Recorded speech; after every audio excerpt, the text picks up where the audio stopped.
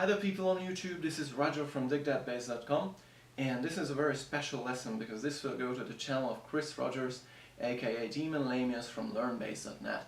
I'm sure you all know this guy. He's very nice and funny, and he was among the very first guys who ever made free bass lessons on YouTube.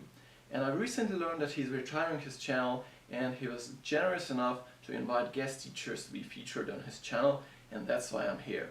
And for that, I want to say a big thank you for Chris. And people, I want to ask you something.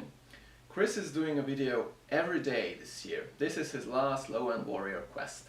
And this is a ton of work, as you may know it. Or if you have ever prepared a video, you might know how much work it can go into a single video. So people, I'm asking you to follow this link. That way you can support Chris and send him any love or anything with which you can support him. That's the least you can give back for the much bass love you have given throughout the years. Thank you for that.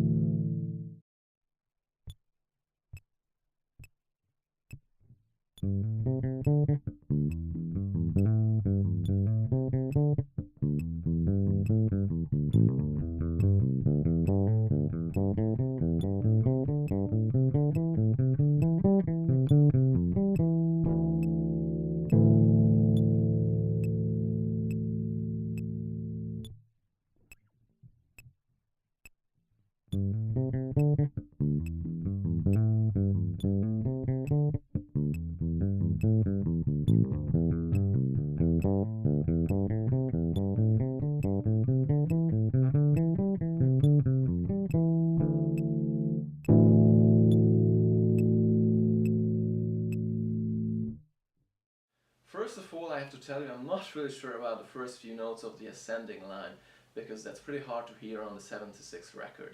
However, I recently listened to the demo version of this song from Modern American Music, which was released last year. If you haven't heard that, check that out. And there you can pretty much hear clearly what Jaco plays.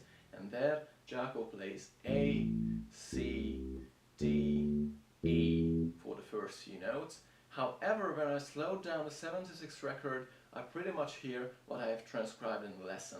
So that kind of smeared hammer-on thing, you can hear that one. So all I can say is that choose whichever is easier to you and play that version. Also, you might notice the fingering I'm using. It might seem strange to some of you because it incorporates an open string in the ascending line. And you might ask yourself why I am doing this. And there are a few reasons. First of all, that way I'm limiting the difficult part to the two lightest strings, the D and the G. And the lighter the strings, the easier I can play. Secondly, that way my right hand doesn't really have to move, so it can stay in one position, and that way it can go faster. So that's a good reason as well. Third, when you listen to this ascending line, you can hear that some notes are accented. And I figured that almost always that accented note is the G, which I'm playing on the open string. So I thought if I use this fingering, it is easier to accent that note. That brings a little problem because your left hand has to do some extra work. It has to leave some space for that open string to ring out.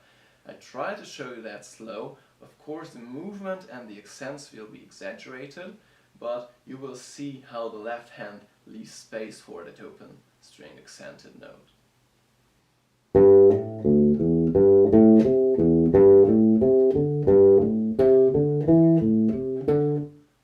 And the line continues.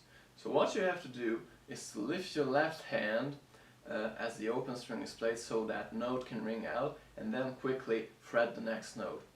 As this gets faster, it gets a bit tricky, but once you have mastered it slow, it won't pose a problem when you go faster.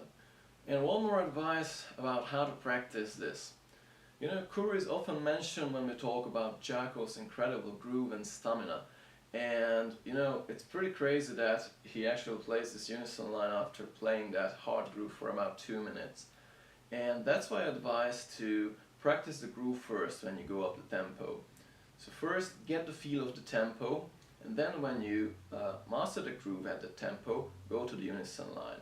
Then when you master the unison line at the tempo, put the two together, and that way you can avoid what I have noticed I tend to do, and that is I cramp up when a difficult part comes. And I noticed that by looking at my right hand, and whenever that unison line came, I noticed that my right hand was pulling the strings against the pickups, and that way I knew I was going to cramp up and I couldn't play that line in that round. So I try to look at my right hand and make sure that it moves as little as possible, and that way I knew my hand was relaxed and it could play the line fluently and smoothly. So I think that's all about Jaco Kuru's unison line, and thanks for watching. And didn't you forget something, Lowland Warrior? Did you hit like? Did you subscribe? Did you send Chris some love? Have you clicked on that support button? Do so now, because I'll be watching it.